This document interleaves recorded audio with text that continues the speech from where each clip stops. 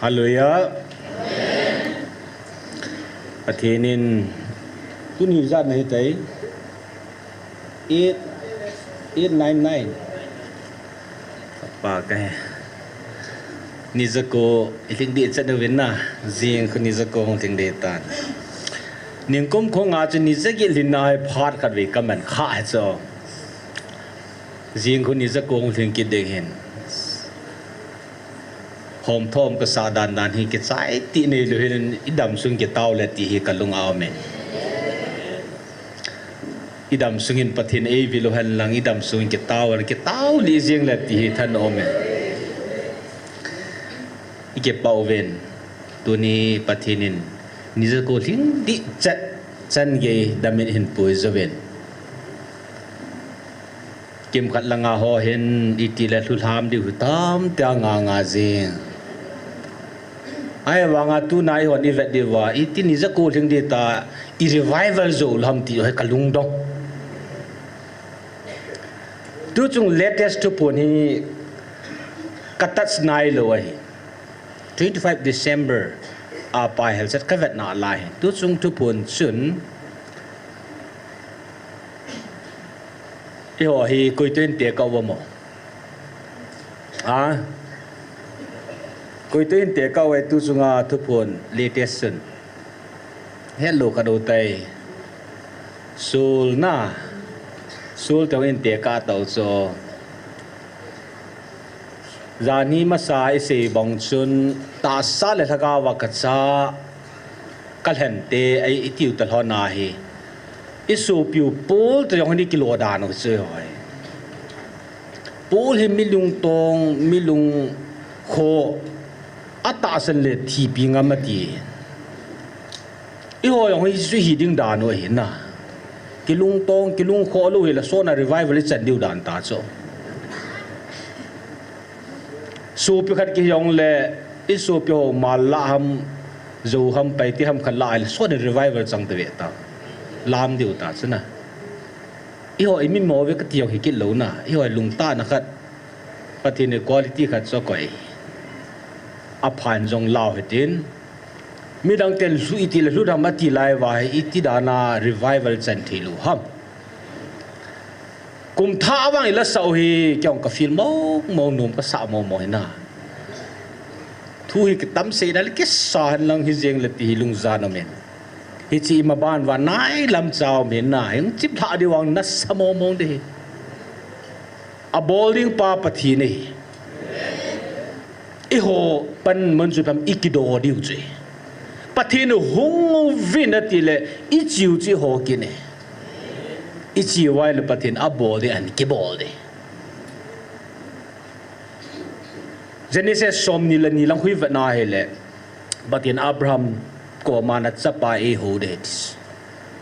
pathin a se banga Abraham chi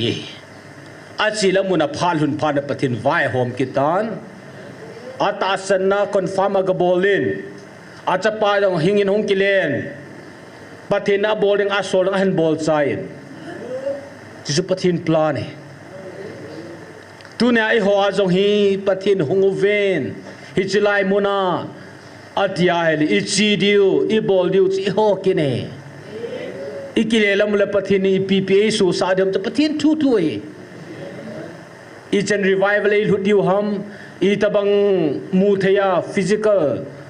ta sa government hian lang thaka government hi zong le pathin i chadei lu diam che pathin thui tu na ho bol thei pen ta chu hi chlai man hong hui a hi thu pon hoi ka vet ji le kidang ka sa ji dan chu kidang be se da avie vela ka gel ji pathin ho chu nga lung lai kidang ka sa da ke ka topic ka khel kha lo hi mi ham pha hi ve ti chui tu na mi ham pha mai me hi lo wa ham pha chung nu mi ham pha chung nu hi ve ti se do na i ham pha de se ji hin pathin hin in sit ji wen นี่เกี่ยวกับเขาว่าปฏิณอาทิตย์นาทีกี่พวงอาหงติงเลวันอลูปินันดาลาอีหกก็มาหงสีอีหอปีปฏิณโอซาจะหงนาวอีลุงที่มุฮีอัปเกรดกี่บอลซีโลปฏิณอินกิสุโนจีวินปฏิณุกิสุโนจีเตียงเลอบังเลกาเบรียลมังซินอบังเลไมเคิลมังซินilungu at azin alaizin hetiem teji povin mi ziuchun Gabriel hole Michael van Tilhon phun ding ajong adelu hom tingle pathinin lagau bo en mangki zin alaizin hi ji mi tam pin abui pin I hon ki bui pi lo hi achom do do hi welcome zin si ho hi chi chui ham phat chung nu nau chu hui langa kun hong zong le I ho hi confuse ki chi ta lo hi boundary ki het ta chi ho hi laga bo ki met zong le ase khui chan ge ta san itid ham ti enjoy ki bola ita san ki be be ji ko pru pa hong zong le ko pru hoi ti wang wa hello ko pru pan mi lo ham ti iki he do wa amma ki ho hello amma to ki khen zo aki cho ho hun amo hun a control nu hin lai siwa hong zong le phat che da lai hong ki le de u mai india sung lang ho lungel hong sei na lai le ki de China pa hong kinin kidai che kidai akho hilo hi pathinin hi ho chunga vai hom dinga iu information bolinga vanoi le sina tu hi kan saying in iu chapter hi tu hi iu chapter hong ki close ding le another chapter van noya dinga pathini ei gunus hi cho zo si hetchin dinga ta san masa ka phudo ka cha te ati hoi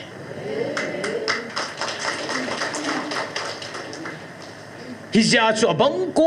kum la pathin lo pi be se jin imem hina approach in bolting le ikisu no lo ji chi tiang la pathinin sei pi lo ding la hi theilo anuya ho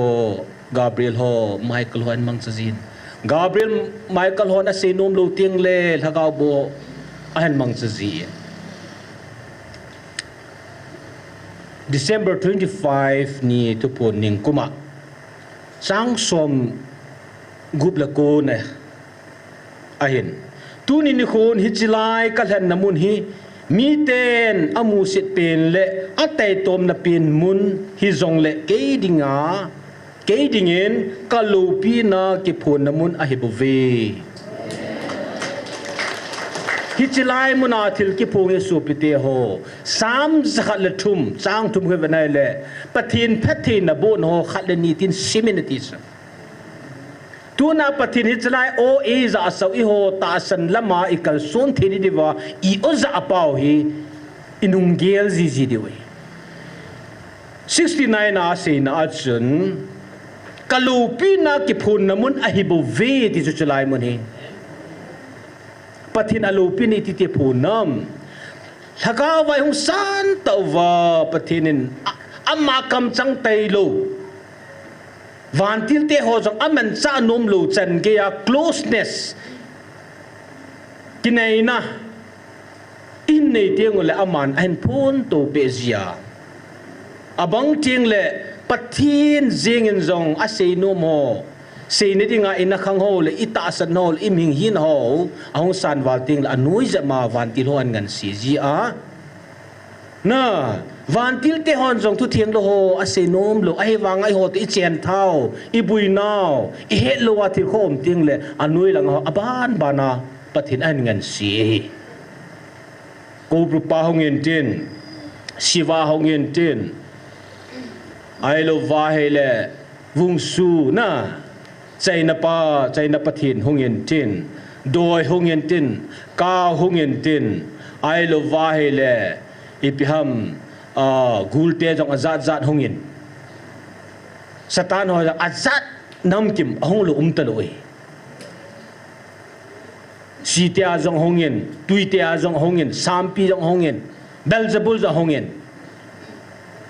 hung lo taloi hi cho zo si pathin hi chalai munai alu pina amon thil dang aselo piu Satan ai lo thakau bu ho het pathin lu pina hung seu chu i ho zo het khamin hi chalai thu munading hon jong isu to wen tu ni za ku hindi chata wen hit chana e wa khang he chana e pui pa he asa na sang ta pathin ni thango wen i hon ke khan ma jing ta mun khan na tu jing tu zan jong online na ho tam pin ki pa thuin sei le ai lo wai ka kho pino me ti izan ham no men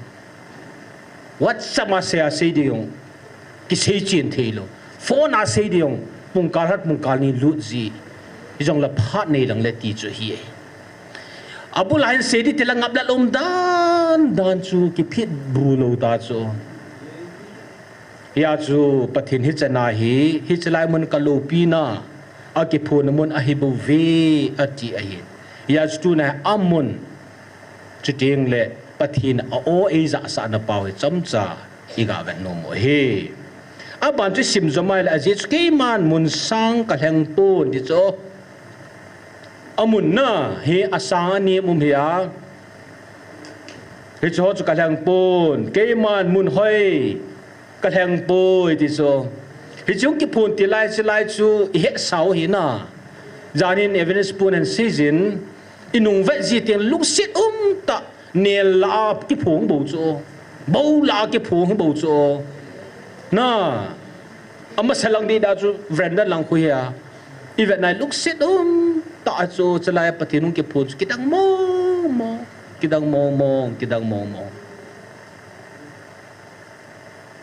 a kilom ki ti hi ke dinga lu su le ki da ta hi bove tu na mi tam pina bui pi chu pathin hi na ai jong ipitira na helai ta ki phongam ti su pathin a hil chin jin a hi wanga ka gel khi la he ti hi a gel do lo chu mi tam pi hen nik ki ti pa atam zon YouTube ding ho na mu de wa se na amai a keng neu cha khut lo a khut lang nim la keng neu cha ai wang pathin aman sai nat satan thu sin khat ve kan se khan jela tipu kim lo ngai lu tipu kim lo ke ma yong chun khat ve thu sim cham cha ka de se aman ataw na khana khu wo pakai nei luk sil ka hen pakai ka khot ka ke nei pi tin taw na ka mangai ti so pathin e pi po ti so pathin lo pin ra sim hi ya chana ahile pathin pi lu pana zu what should I do if you ka bol hitam dile I need to change my heart it's a ke lungzo ka ke khel ding hi angai ti so pathin ka het thiam the ni ding a chu pathin ka nom de hilovin pathin en ipiti bol ham ti hu ke zo hi qualified ka hi pathin ka het thiam zo angai je I need to change my heart it's a ta hu ka khela ke ka lungzo ka khel ngai ti so tu na ilai expect ibol nang mun cho hi ta lo wa hile expect ibol na ilung thimpa zo hi khel dio pathini pia to ham ti zo hi approach ibol dio hi supte ho nang na kel hi ta ka na koi la pathin hung ponte ningen se cho pakai ni lung sit ka he jila chala de nei pitan khula ke nei pin tin ka taw ve te so ai wang pathin ka lung sungan sei chu change your heart na lung thim zo khele na ti so ai lo be dinga tu na jong pathin alo pin dinga noi langa counseling kya sei chula net na chi thu moment ho la khat chu pathin alo pina dinga mitcho elbaya asi mitcho elbaya ho chu pakai humusen lamzo sen tile heju pathin hiti dinga simia su pathin su hon convince bol jo hi ve taw hi chi sanga ama ho zo lung thim chu ki khel ngai chu hi chi chu se hi na hi chi lai mun ai tau nau hi I ho da ikal sa dok thu pi pen a hi hoi tai ge lai la su pi te ho pathin ka thang wa ji dan chu chlai a ka kum kum na ai mut su om je tiu hi kin ko ai mo nai sai loi CTI uma hile pathin thiuna tamzo komna Shillong Delhi mundang na khiuna so tamzo hi sandia khat ve bo na lai not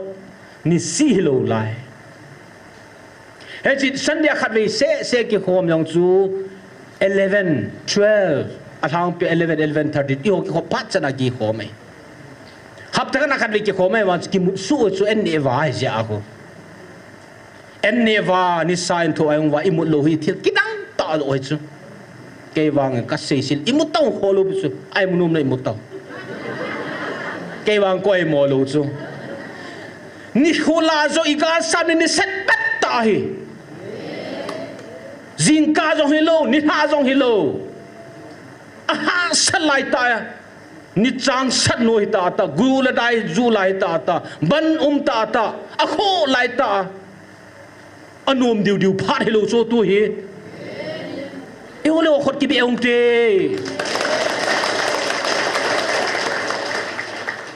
hi silai ai thu se ai le mi atam zoi mu ji bo cho tu pha na hi khap tha na khat ve ki khom hi lo ni si ta ni za ko hi liu tai la lo pi mo mong ai so pe te ho tu na silai hi sim sen lo se sen lo hil chin seng lo wa pathin pathin ne chan ta chla hi chalai mun hi politics ball na di wa hin van gam chu tiang le I dei cha dingai cha zo sip I ki ma I mu thi nau chlai chu hi ya chu pathin in 69 a chu ka lo pi ki phon na mun a hi bu ve tis a sei pai pathin ne tu chunga hin apa cha thakau thigan sei chen ta Dr. Egin pastor article khat be jinata izi sangan sei chu ki pam dan cha ong thi pa chu tila kha ve kan sei kha chu athi pa hi pathin hi langa ko ma cha pai la ong thi a cha pa thiang la pa da nai in ki gel kana tam zo nam sena ilung mong thim ji chu ama chung thi counseling a kha se in cho hi ilang counseling class hi lo chen amma planner pathin in old testament hi tiring a hi ta plan gong pa chu achapa mela chapa amma chu mi me naw nga chu chapa khang ki ti hi he chi chapa thi pa ma chu tu ne ai hong vilo hi he tu chala han ni kha ni ka sei bo nga ki pa lai chena thiring hi ve ka ti su pathin hi cho chao hi ata san lo zam mang keu ta chu hi lai ta hu yu mi khu chang la mi choil bai la hu pathi di pia ka bol da ham thim gao them ham hin te tia so siu chu anh igel thu be le yo ita sa da liang mong di lo pi be se na la igel to chale ki liang ol di so pathin in chila hi ka lo pi ki phun na mun ai bo ve ati na Exodus bung thum changai ga siming te chuta chun pathinin hin nai hi be in na keng phang te ni a konin na keng chu te ni su la in lang hin is zenamiti le nadin na lai munjing zong hi mun theng a hi ji ati chang gup na chun chu zong le pathin chun a season ke ma hi na pa dinga pathin chu kahin Abraham pathin Isaac pathin chule Jacob pathin chukahi ati hita chun musin pathin chu ave ngam tapun amai akisip zingin ahi pathin ne patay bo piuhan hichilai din mun hi hichilai mun hi cho tu na din na zing yong chu mun thiang ahi mosi na kyang chu su la atis mosin pathin hi an he chit phana hi pathin avet ngam lo chu achai na reaction chu pi ham ve ngam tapun amai akisip zingin ahi tu na chilaung ki pung pa hi het him leo han mosi banga event ngam lo di alo pi di da dan chu pakai tu puniliti kong ki gonai ti kong ding ham ti ai ni thum ni nga ni za ni atia panahu o ki khul na chung chu nang ki gu na sata ni ding dole imem hi na hong ki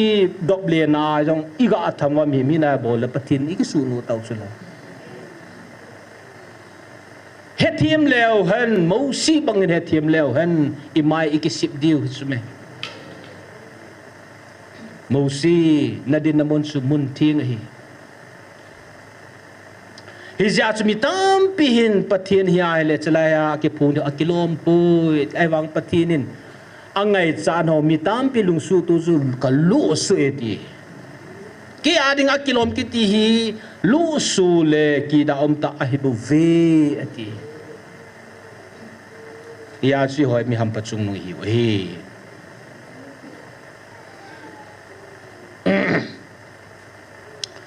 tua hi gal sa ta sal hel gau gal sa hivin vanui pupa vanuya ki ha thang pa tu ki do hi ji wa chu nom lo ai ken jong nom ka sa po no jong nom lo tam pi tu de hi zani tu ni khat ni sung jing jong hin asan za chu chum tu a ki panalan ni ahi wanga hang punga lam ngam lo lam thelo ami san ji hi pui ong mim ta san na om na te ta san na ta chun all ola ki hin to ding de sana zala gu thima ki pa a gu thima tau na muna hunga hang pung ta om thelo mi tam pi cho kala la jong vil hong ki pen tan ikitil khodi o he pastor ho patila cho tampi ko movin gutima vil ngaya til khuna ngaya mai iki vil di his supeteo kin thil dang i macha ka ho sa pui ka ho sa pin chelai ta san hoi thagawa iti ki wa khang di hom ti bu ka bui pi iki wa khang wai lai pan khanai pan itaw wa hile thupu no chun hi chilaya na taw naw hi thil hi theilo zong hi the na mun hetis keima ka chia ka seile hingzo punte pathin na an to ding ai pathin na to na thei ding ai chilai mun da chanai taw di i ho ipan po wa hoi tai pan wa gali zo le nam pin gali zo di hi bo we supite ho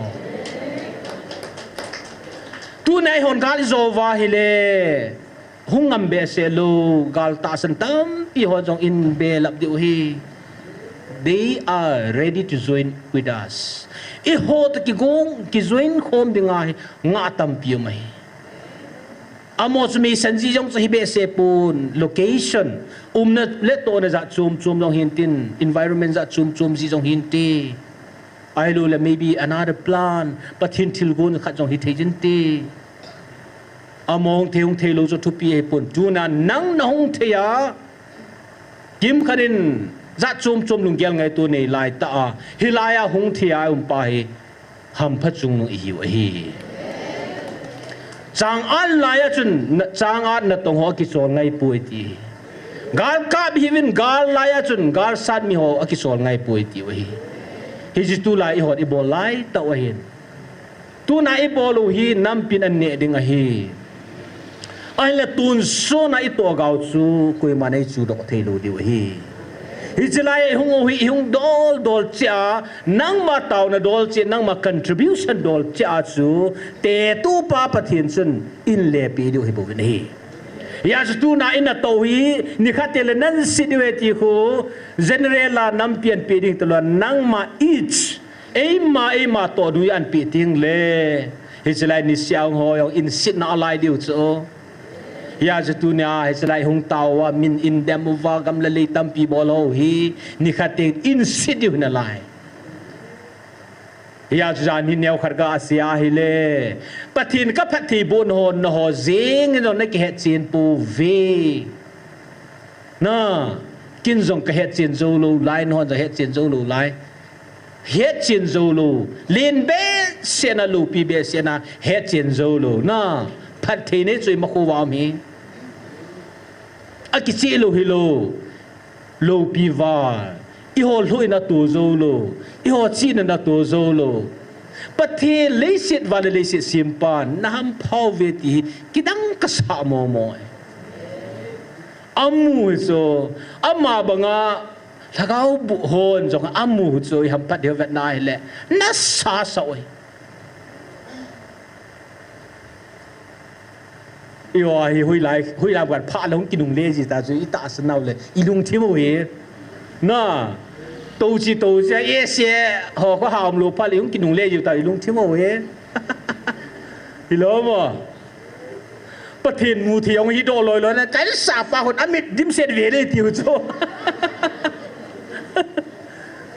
cái lang nuôi nei do pa nin he na le tiu van kam noi ha bui pi lo che hoi na van kam nong che lu thu pi be se lu pi be se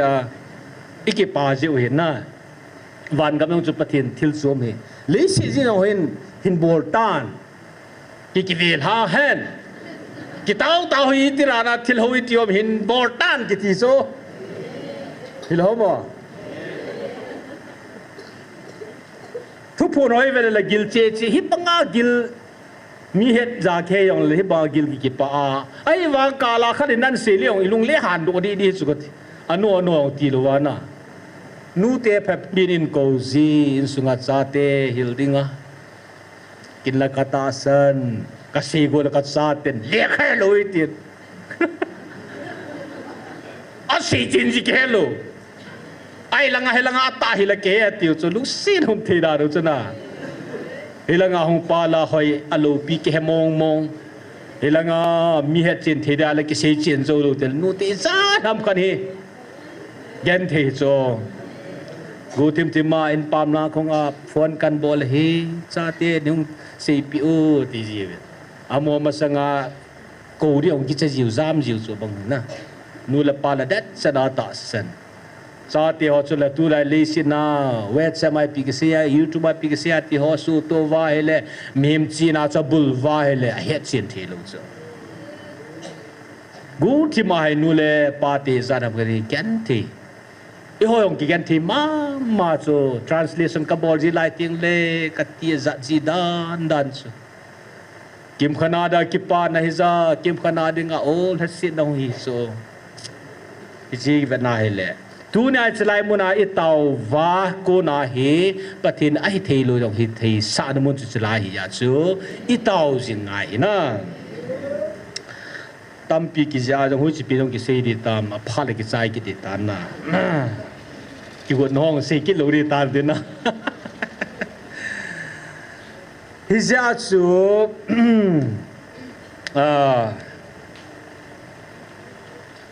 pathin thu ki ti hoi tai va na hi le pathin thu het le ne ki ti aza chum mi tam pin pathin tu het thotan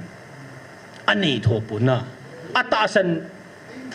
thila ta san ta bang condition a ho ta sana a hin pi lo so Pharisee ho bang chu pathin tu agil pina he agil pina zui asang pina seipunga mi te chung wu ma chuan phat bol hi hu so ai wanga tu simpu event kina hele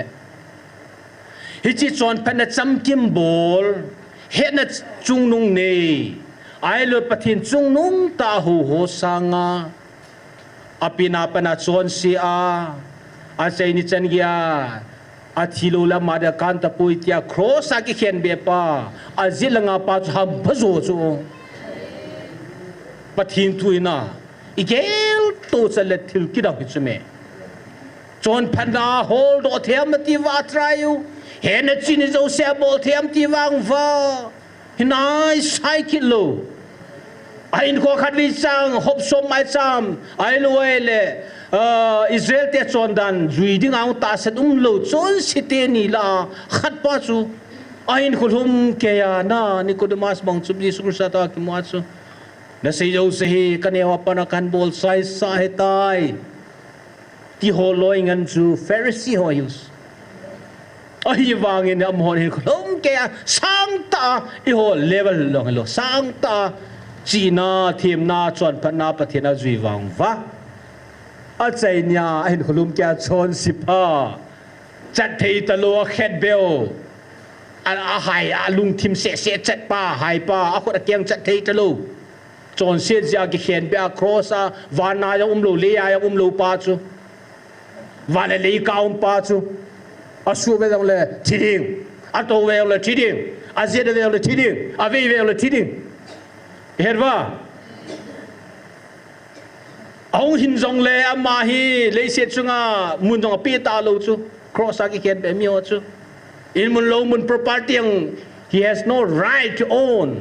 nei thấy ta đinh điên muốn à dòng ama hi qualified ta lâu để đinh mong hi ta lâu cho chung là ngã liền dòng lệ đa muốn mà đã gột sa asu atung azet về ama chắc thấy ta lâu lung thím sẽ chắc thì ta chứ ai vang ai chỉ là chú gì xuân kim mù sợ hi chỉ pa ham phát cái về này là bắt thiên tui ngol na thi chứ na cùng ai khol hom ke anh duy vang á mi khát ai khulum kia cho si pa ham phát rồi chứ hi chỉ về này là bắt thiên akilom kít hi kalu suy thì chứ na nghe chọn tàu na gol khadin na mango tiếng hi lai hiện tàu này gặp mình mà sang vật chân Exodus bung thum sang ayo kan sim do na chun Moses pathinin na keng chu sulhan ipizinam tilen nadin namon sumun tieng ahi atipi an sen neris kiti hichi Jerusalem mun kiti Israel te ti tau te hoya thedingen amau culture chu piham itiaile removing shoes sender keng chut ki sulha ki ti hi it's a sign of respect so khatchun apupa anga na tongdinga chi tiangai le before doing the work pathina angan sina apupa angan sina na ato masanga chu he or she must remove a keng chu asulha akihopia only then he or she is allowed to enter and start doing the work pathina ailul apupa na ato masanga chu akeng chat asulha ding insung lut ding apupa api no ni pi siam angai ding chuting le ato de hi amau culture to kitu chanai pathinin mausi koma nadin namut subul thing hi na kyang chu sulhana ti ipizinam tile mun thing a hi ati hi jena ver san chu sopa a hi ja chu pathinin sopa loela la mausi koma chu na kyang chu sulhan ati lo de hi ipia pathin chu na kyang chu sulhan atiam tile that shows that Moses is a real amad asodi ta sopa hi za chu pathinin na kyang chu sulhan ati hi point khatna apupa thu deilam boldinga kipi la na nei mi hobo chu pathinin na kyang chu sulhan ati hi hi cha chu mosi pathinin hi cha denga chu akasi ani na chu zanala pathi zanala sang pin vet sa da chu kyang chu sulai a hi na to lo pi ta tong ding so kiti chun a to ding ting le a kyang chu da sulai hi athum na chun the ground belongs to God Psalm 24 som ni le likui vatna hele vanule si da sunga thil umzo se abon sa pakaya heti. Even where you stand, tu anat din zeng long chu mo si kaya hi. Na kyang chut kisut la claiming pathinin ownership amma jong adin na jong abona kaya ni ti avet sahi. Alienation is a God's present. Pathinin hiji sinai mol munsu athing ding mong asim tum hilohi. But when it comes to pathinin amma ong ke puna pathin presence pathidum phana chu pathidum na lai zo se chu mun thing hi. Angana chu pathinin Israel nam hi atun do a apuiding phana athua apuiding phana athua information za chom an peding phana chu amma le mosi ki ka thua hi pon pathinin nam khar ki tun do ne dinga mo pon lin ta an pia hi chin nam khar tun do go hilwa van noya mi zo si ti nam tinin hi chi Israel te mangcha pathin nam lan hi ve ti het thi ne dinga yêu va ta bang chu. Number 1 pathin anam lan mi te ahan vela thupi an ne ding phana chu.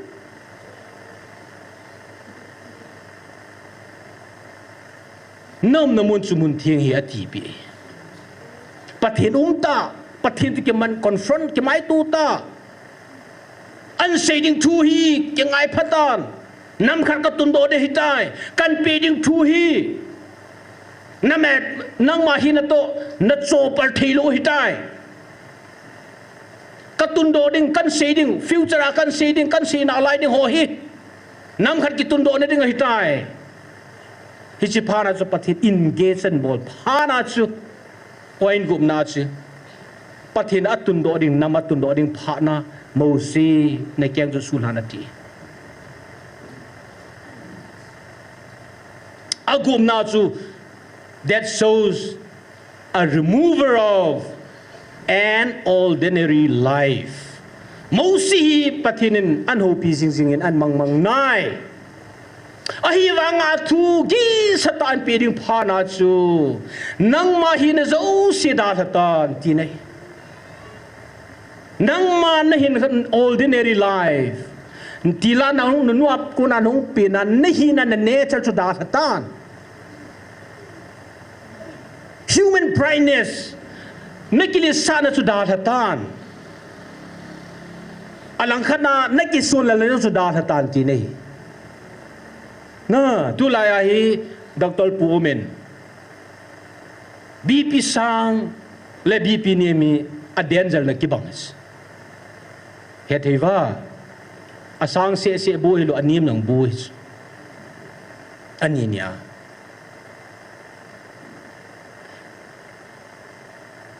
hizasu mosi ko ma pathene hisu nang ma hini koi thata na tis na ki sun la le usiang koi thata ai lo farau anga nong ki sun na hil na chin na thip no ziang chu tul koi tan tin na ki sun na pai mong dingai le na ki sun la le na pai mong ngai chu kyong tarik gup ning kuma e tarik tum October la pathinin chelaya tong ding an tia chu ki sun la na ka kana tam zoi ke le kan sumite hichi ka simnya kyong ito ka it goes to both ways na alang ni na chi chu ki son nam jong le pai mong ki son la nom le pai mong di atu ti lo la pathin du ki ho thei lo abulang akan setan pathinin amma ta ke hodinga qualify hilo teng le Gabriel and khel sajia Michael and khel sajia Michael hot ke hodinga iho itasana anim be setting le thakau ki lo haja chum choman manji ka thi suna pathinin hichlai mona ki hodinga en ko teng wai le pakai lam len siam to san ko jun anem jong dip samovin lang asang sulhawin akon jong suzangovin ati chu hichlai moni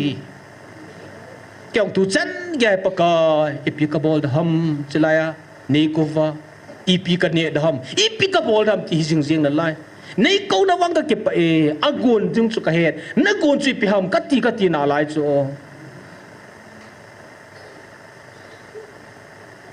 ki sun lal na langai kyong ka dim na lai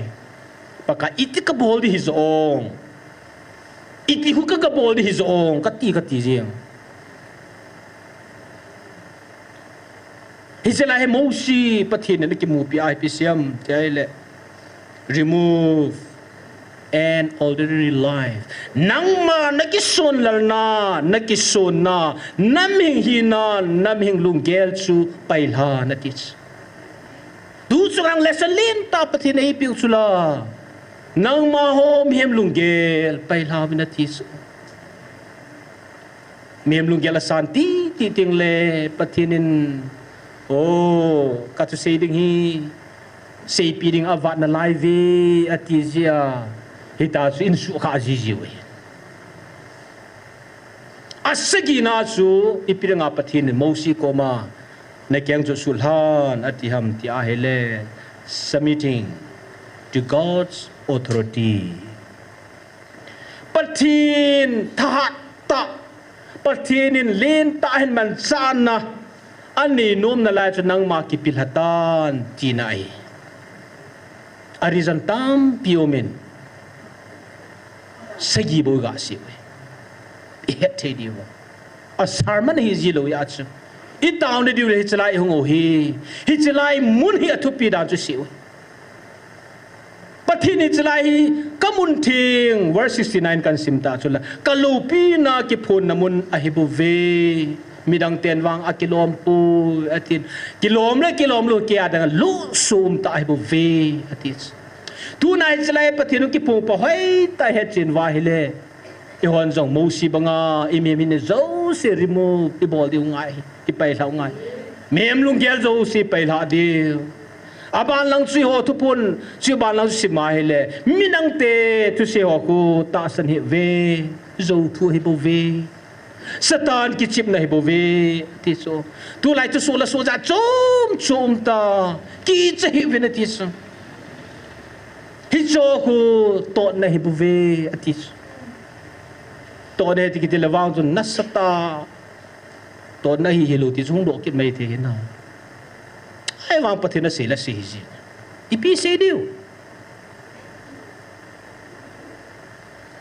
tu laya alang danga kidam na hian la het thiam no ipi zong le cho ku thupin gel hevin to na hibu vetis ya chu tu lai mi tam pi discourage ta hin kumang um ka het so me ki ja chu yang discourage ki ma je nangol hitam kitina chu va lo so hi chin sei theos e ngai lu le het chin ona se so ai wang ka sung langa wang chu mu lo who know me very well ke ma kata sa kahindan he ho chu ya kalagaw din nun wang sa het lo ai che ha ai ngai lo ho chun ipinagabol ham kulanga he chelanga dang he chi chia na ki gunga ipinagabol ai lai hu naga pen na ko ipina pem ipinaga to ra me ti ki jong ka he pui ka ti ka he ta ba loi to aro ka he loi kalung dan mana evidence ni ka to le kyong ka he ti thon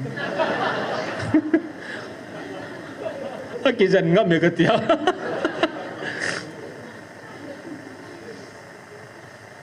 lam kyong ki tading ai pi ti de na ti ne ka to ka he ai lai ta ko ki so le lum ji dan na ki mu to ta ka ti ki mu to le pyong ka si de hom ka ai zui ai wang apathini ni pian bol go ri ta na hilai ta je chu mo si ko ma nang ma hina na lu gyal nge su pai mang en ti so ai a chu thil dang om poi kanu ko ma ka mo chi ding min phat pi la ka se di chi choi no ta kom de ka nôm ta na kom za lao chu pung li ma ka ye ka toi ka se di ki ko tam de se na ka lung dong la ya ka tao tao hu chi zo ka se dam ka ji do ka chong ka se ki te jing ka pen phan ni mo pi pi wa na ki mo se se nga lo le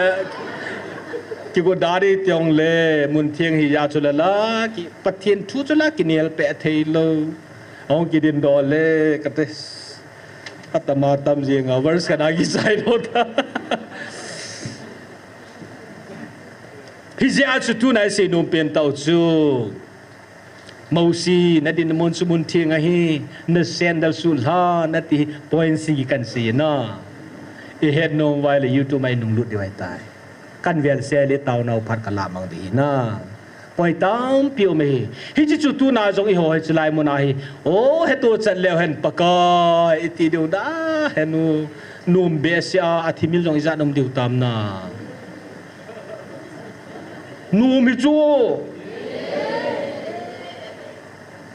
num mong ai no mo ni kana si kel ka tile kala khale din ni se chamna ki pan le lu mo ne ki ne ani lo ko ni de mo ya ki ne hi chu ka te a ki ni pa na ju ti mo num num zing me pathi na thu pa thu pu na se chu la to pa na ki pa na an che de hi ti so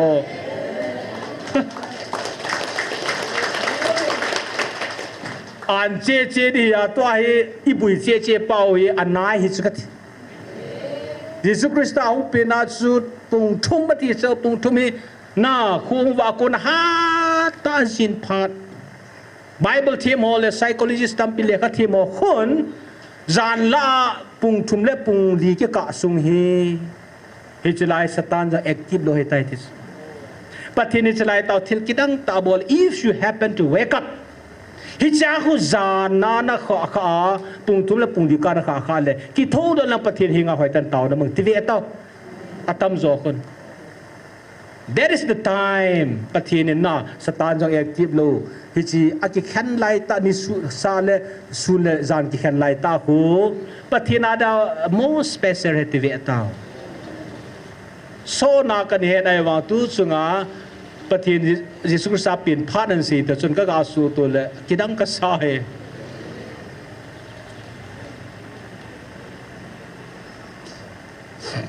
ki ja chu pathinin ei lung si mong ven he le he to chet le hen na ki pa nau tu anan de tis to ho hi na mi khati jan nam ding ai an ngai chu doctor pun he ding thuil pa no se so pon jo kya ke lu le ki fui thei lu he ti so inam su ya ke lu le pathira sim thei lu ya hoi langai ti hung ke pen nam wang chu ke he lo he ai pi yang le ilung o hi I ta san na hoi lien tai ko ngai hilai ta san lom ti yang le e se nai te hui lang gi ta man ti ja I hoi ngo ji si gal ki chai ta ki chai he ti lan cái chạy lú mà cái tao không được cái lò mà tao hay ngắn sẽ cái chạy lú in ngô thì năm in ngô siêu ta siêu cái tủ bơi thì cái tủ lú cái tủ lại rồi sai lên gì hôm là kia ta lú nè ai biếng lẹ cái pa nào hơi tủ an đi số bị tiêu cái gì chứ là riêng anh thì rất cố riêng đi ta số ít là sau revival này tài là cái pa này an riêng đi số an riêng đi số mẹ van gam se chú gel gì tàu lấy xe này an thì ta số nè chuyện bố thì là cái nào cái chuyện đi cái bố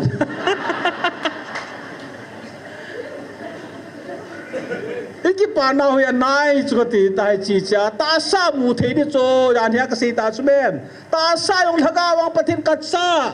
gal ni ne tel gal zo ne ni ne diu sula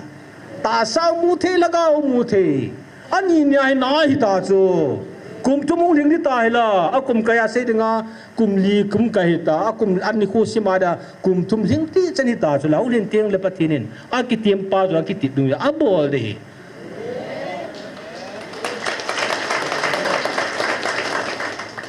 Noa ko magi kitimin ani kitimin ka kitimin thung luwa na ngai tum ti sula kum zakhala kum somni ko nga sui cho noa hen sapa kum zakhala kum sonu ko sui de wang zo na samong mo hi amo sui le padi a til sitting dim set kit na ni chang sekit na lai a tui sao le ding mel mo put lo chakat tu lại mà horai bia mình là body à thì cái lông bồn đi bia suy wa màu lên sumi tê đình xe si chặt đi ngã si mình là phải liên ta size đúng không vậy bắt nó xì bị cái chỗ cái with design cái chỗ na hiểu không à đi mà là family đi ngã cái suy là phải à gắn chất đi ngồi uống xì à suy thà cái hiểu là ngã mua rồi cái tiêu tiêu gì mà na oh no mingal pa thế but when the right time has arrived apart hu liên pha na anh lấy cái sai tu na yang hi akilom lo masya kila thida nan kyong ka sejula ai ten sejam kal le ta san ni de ka ti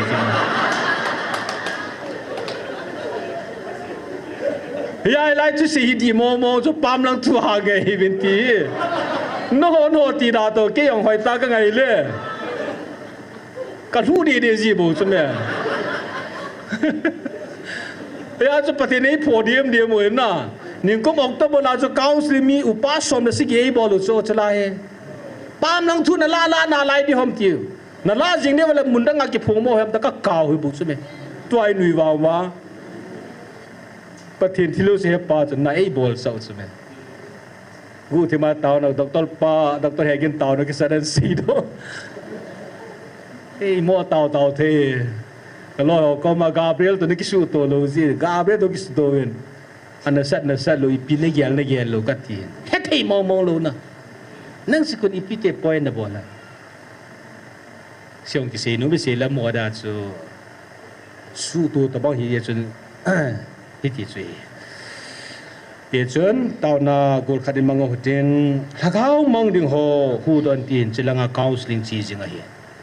tu nai ho de bol de pen tao chu thakau mang ding hu do deu nang ma in sunga ko na layam nang ma khu sunga ko na laizam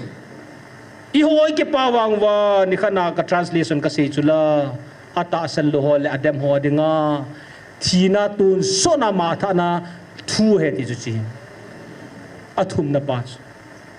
hi chi choi hin na dang a hi thei te ni chu tu na e wa i mo pu nau hi na hi je chun e ma le ma in sung khu sung in sung hi chilaya counseling chi ho a ding en lung lu tan pathi ringa taw ne na mangote hi na thei chen taw na mangoten zo te la khat vi man ki de wa he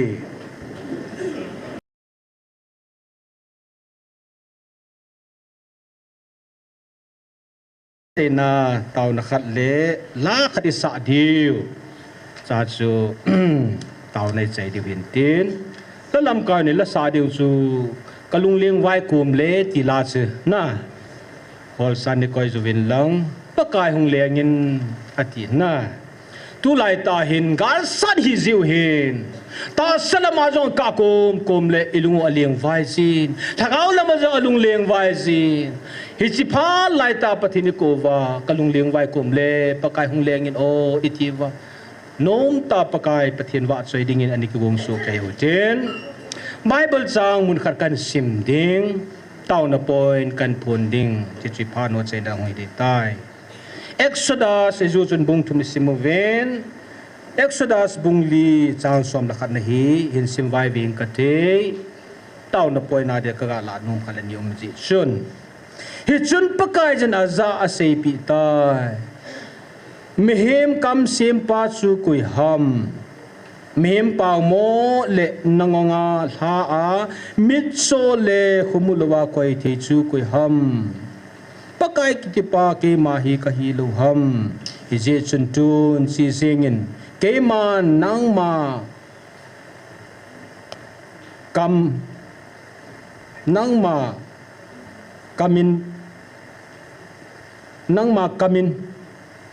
pangjing ing ting na se ding zo si ipi hi zong le ka hil ding na hi ati pathin bo pi han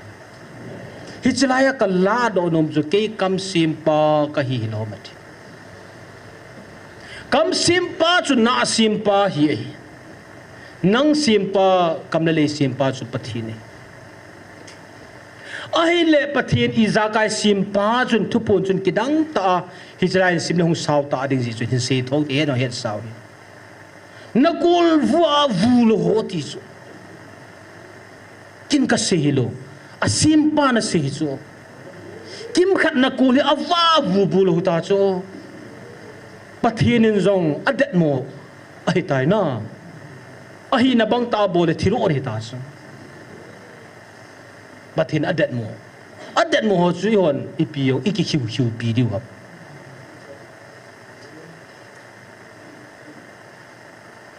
aka kum ni chong ki often lang thu ki se lo kalungam jin alai pathin ama kam chang aphallu le mala kin zong hin detail ayong isenum lo thirum ji azi chu achu na lo de khana chu kha le poison hi ji chu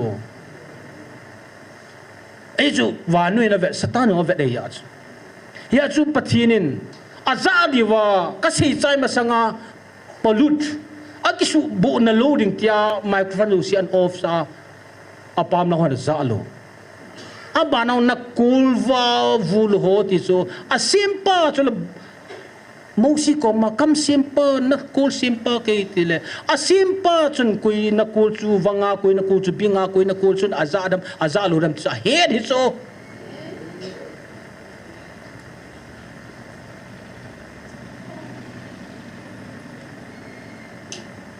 hizia chu tu ne a hi ihon ibui piding pen tau chu thil dak I ma cham lo hi chilai mo nai paka I wa choi dio pathin I taw wa hi le na pathin I cho ko na sakau na to ko na gal zo na bui mu dio hin hi lai ki pu hono sei chula impossible become possible through the prayer hi lai ki pu hono sei chula hilai na tao nau hi ai thelo hi the sa na ju tao na he ti so tao na gil jo se ju pathena sikal wala hong siu ta ch hi a ju na chalai pathi wa choi wa pathin hinga I tao hin thil na sa ta tong the hin pathin na kul wa vulo ti hong su hong ki sim phadinga le I ho tao na chalai a I tao nau za long hi di na 73 a chain in simin ka te lagawa ke man ka tuna ka su tu teng le ta sa ke man ka su tu ka tun ding na hi ve lagaw lang massage lagawa ka hel le ka tun do ka hobung na ho hi ke man ka lopi na a nang ho na chi ha ho ke man ka zui za ka tun ding hi chu Abraham chunga ka kitip na banga na ho chunga jong ke man ka kitip na hi ka koiza ka la mang loading a hi praise the Lord kamel chia nang ho na chila ho ka zui de ti so akit dan gilmo montas pathin ichila ho zui de so pathin chun nang la ke chu jing le tha in ko ki sai de thiri ya I chi la hoi pathin ani zui di sume le sit pathin ne jong zui ding thakau pathin ne jong an nia zui di ta chu gal ni ne yu chu la pathin ta sa le la ga wa chi zui ding pathin chu ever presence pha jo sel me ka ti banga alun lu lai wang abo na mu so ya kaanga nong ki zo lu nu ka mutai di sa 2025 January chun lain kaloi nu ta kang thonin kala to khom pyo to ki stovin I mean say out ai chapawa mong pa ngi ta chi bai aza dio hin na kanu zulung no mo thit ke cha ki pa ke ka su to le chắc bà vợ mong bà hầm phát đàn cho đó ấy xì khá chắc cho chắc bà vợ mong bà chú bố thao biết biểu hiện tha biểu hiện vẫn hỏi biên biểu hiện thì à vợ mong lô vang xì đàn đàn chú ren su là lên at say na kana bireni mo lang katso de di sa iyo ki su to yo lo su to e tin na ai chan sei pao hi price pay thì cái pa dan sẽ pawa mong pa kum le lang at mi khat ma ka ngai lut ta kha dei cha pawa mong pau nge ta silong ang bor ki pa ta ve ka til anu nga gel long ki phel la ka nu phone za ze I pin ki phel la mi bang ki pa sa pawa mong ho cho ham pa cha pi sia tu suga ava mga na gelo ka ang sunong lut ta ve ti sala ya chu amo hui tau pi ha du ngai me di to tau pi ngai patin in iu phat thi bu ding a so sam man chu ka te pu he no hi za ji pra de lung tha da wa na lung hang ji ham hi lo hi so pi te til khat sui do de nga cha ki sui tha wa akila ki go cha ki sui do pa che cho chen do ding ho ja hi til ki su vanu li sit bu hi to hi Doctor pun ji ke langan ha pha jin kin ka ha pha lo ama kinota a se ji na lai hilaya vanuli si simpa hung ja thil zo si so he ka ti ke ne kheu ji lo ne America thil so Ukraine Russia thil so abo na gu chlaya hi thil so ji hi to ai ke ne na connect thelu thu hen mấy thọ bôi đi số li tan bôi đi mò re bôi đi cao cô pi bôi hi lai bôi đi ác sinh ngân bôi chula hi chula hi pi center thì na át quay umai le alai lung chi hong ja thi li ki khel jung zo ki khel lo bôi hi so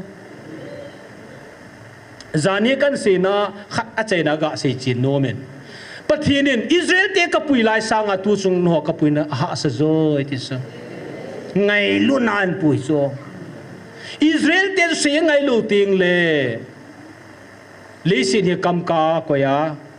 a tha lu na thiu li ki sai I ho a chi so bol the lo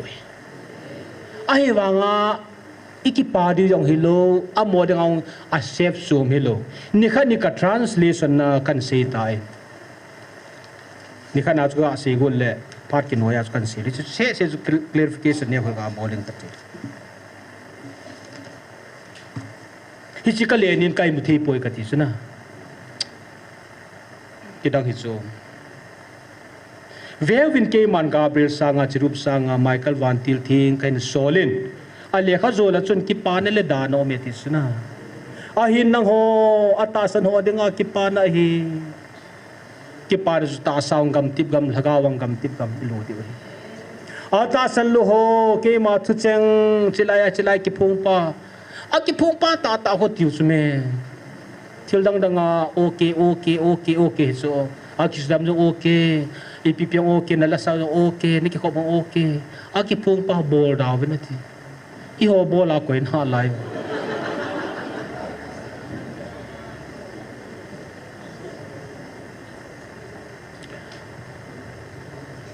ata sal lo ho ke ma thu cheng le o cheng sei le ma dem ho dinga tu so na hingkit talu dinga ma tha na thu tan nei so ma tha na thu sume do ta sa ata sa lu ya pathina pet pe na phula lo wanga thaga wai thu kitan sa ta so Israel te sanga danger zo cho che pathin alhagao hingkit talu ri ti so hingkit talu dinga ma tha na thu he ti so I ho da ki pa nei da adem ho ata san the lo ho adinga chu ma tha na thu chu ya chu Israel te chu mit mu ta sa wi ya to ai la ga wa wi za han ta chu ho da na kai mo lo ta chu la ya chu tu na hi chu le sit hai na huwa ne ya kisina phat nei sunga itaw pi di hi